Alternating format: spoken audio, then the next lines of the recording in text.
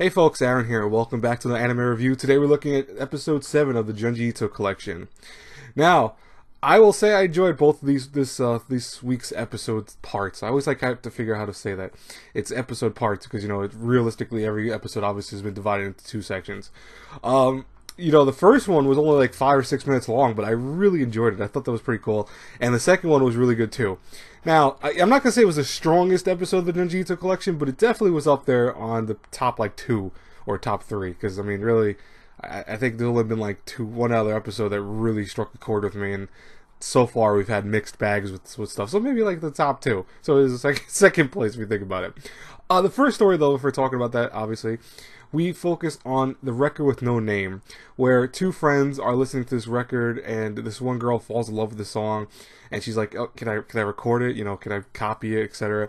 And the other friend's like, "No, you can't, because you'll degrade the song." And it was very strange, how much she loved this record. But lo and behold, her friend went and stole the record, and while the other friend originally then chased after her, killed her. Just flat out killed her. She's like, "No, I want the record now. It's, I just want to listen to it again." And when she goes around town trying to find a place to record this, or not record, to play this record, she notices one guy who apparently had known what the origins of was it. And apparently, the song comes from a girl that had died, but then recorded the song. So, think about that for a second. If she had died and then recorded the song, it's the ghost of the girl that recorded the song, which is kind of eerie and unnerving a little bit, to be honest with you. But apparently anyone who listens to the song become enthralled by the song. They want to hear it constantly, or they need to hear it, and they need to own it. And we see that it causes, people to go batshit crazy. Our main girl dies at the end because she was being chased and tried her best to, escape, but lo and behold, couldn't. And the one guy who told the story of the record was the one who actually ended up with the record once more.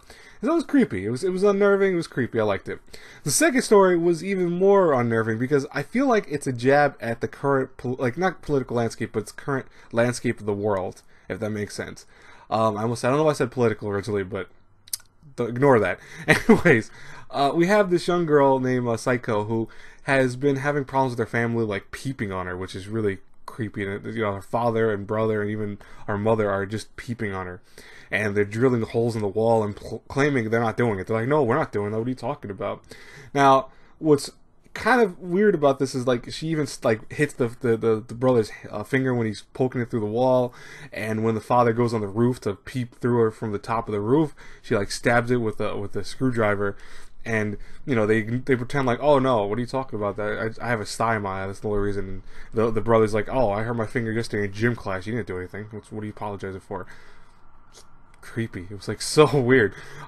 It had something to do. What was interesting was with Aristotle's concept of where if you whisper into someone's ear while they're sleeping, apparently that makes it where they can be controlled in their dreams, so you can manipulate their dreams. And I don't really fully understand if that is something that's relevant to the story, or if that's just something to be random, to put in your back part of your mind to make it seem like the story makes sense. Because as our girl, starts running away from home, she starts finding these dead ends, all these streets, and that's why the episode's called the town with no roads.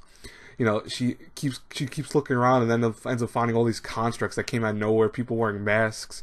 And when she goes to finally visit her aunt, which takes her forever to get to her house, she learns that people are peeping all over the place, they're looking through the holes. And the aunt is happy about it. She says initially she hated it, but then became super happy. And you can see she's wearing basically nothing. She's only wearing a bra and underwear because she's enjoying, I think, the limelight of everyone looking in at her. Someone walked right into her house by jumping through the window, and she was like, "Oh, hey, what's up? How you doing there?"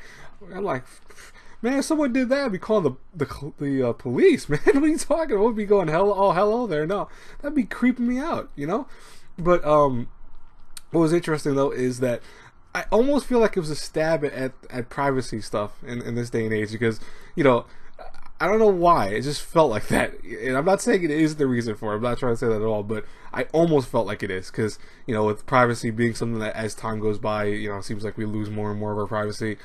Lo and behold, it's kind of the concept of the story is that this girl is finding herself even harder into this world of no privacy.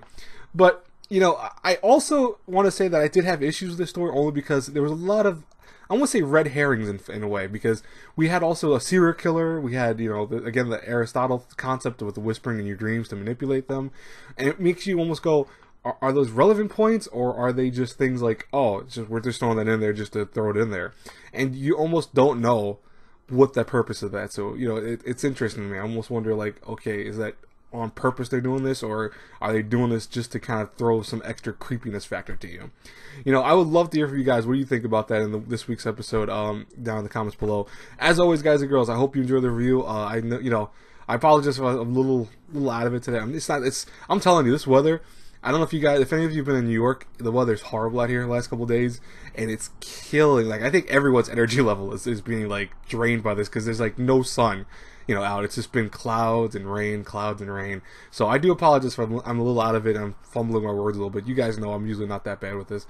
But, yeah, so I do apologize. But anyways, I hope you guys still enjoyed the review nonetheless. And if you did, you know, for some reason enjoy this review, please think about hitting the subscribe button and hitting the like button too, and commenting, obviously. I'll talk to you guys later. God bless you all. Have a great day. I'm going to have, since Beatless episode 6 is a recap episode this week, I'm going to have a Warrior No Seraph part 2 as a review later, and I'll probably have it out around 4 o'clock today, okay? I'll talk to you guys then. God bless you all. Bye-bye.